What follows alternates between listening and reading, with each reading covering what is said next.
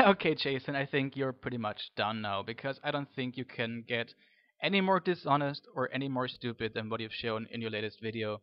Must be one of the two. I mean, either the ninth commandment means absolutely nothing to you when it comes to defending your own faith, or you are too dumb to comprehend anything people propose to you in conversation. Must be one of the two. I'm not going to pass judgment what it is, but I will tell you, Jason, that Skype records and archives all the little chat conversations we had in the past. So I can go back there, copy and paste it, and show it in the description bar of this video. So everybody can go there and tell that you're either lying or that you don't have any reading comprehension whatsoever. Which would mean that my point is proven that the books behind you are just trompe l'oeil. But let's stick to the hard facts. So what is this whole Anatoly Tifomenko charade about? It's about the following. A couple of months ago, you made a whole series of video where were going on and whining and wailing about the Darwinian Inquisition. You were claiming that biology departments in the United States are hijacked by an evil cabal of evolutionary biologists who are systematically shunning and persecuting and excluding any dissenting voice, whether it may come from the ID movement, from the Discovery Institute, or from so-called independent concerned biologists who just have doubts about evolutionary theory. According to you, they are all systematically excluded. It's anti-democratic. People don't have a say because the Darwinian Inquisition presides over all the decisions. This was sort of the gist of what you were saying in a seemingly endless series of videos. And what pissed me off about this is that you were acting like a concerned citizen, like an outsider. You know, you were acting like someone, I'm not going to pass judgment about the science. I don't have a personal stake in this. I just say it's anti-democratic. I see the sociological side of things, and I see how one group excludes another group, and that shouldn't be the case in science. You were acting like you were willing to take up the cause of any fringe group in science or scholarship.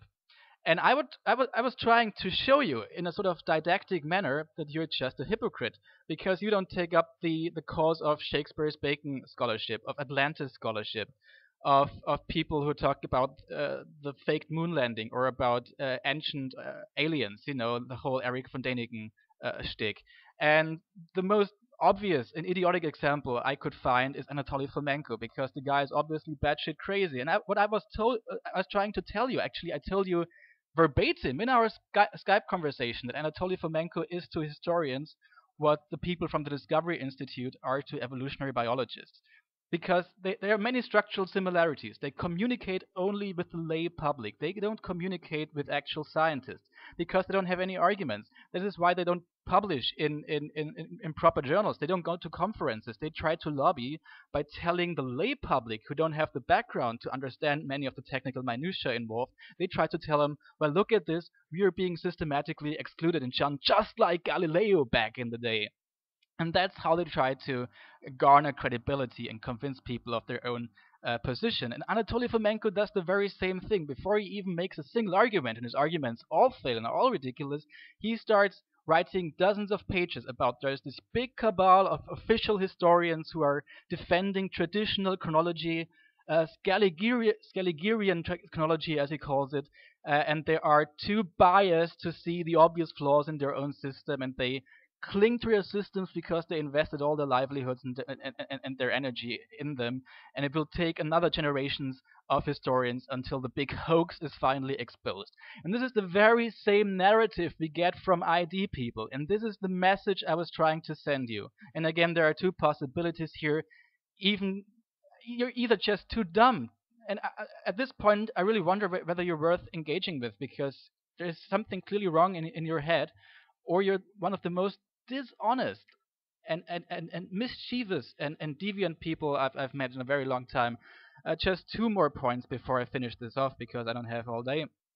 You again said that atheists never engage with the best Christian thinkers out there.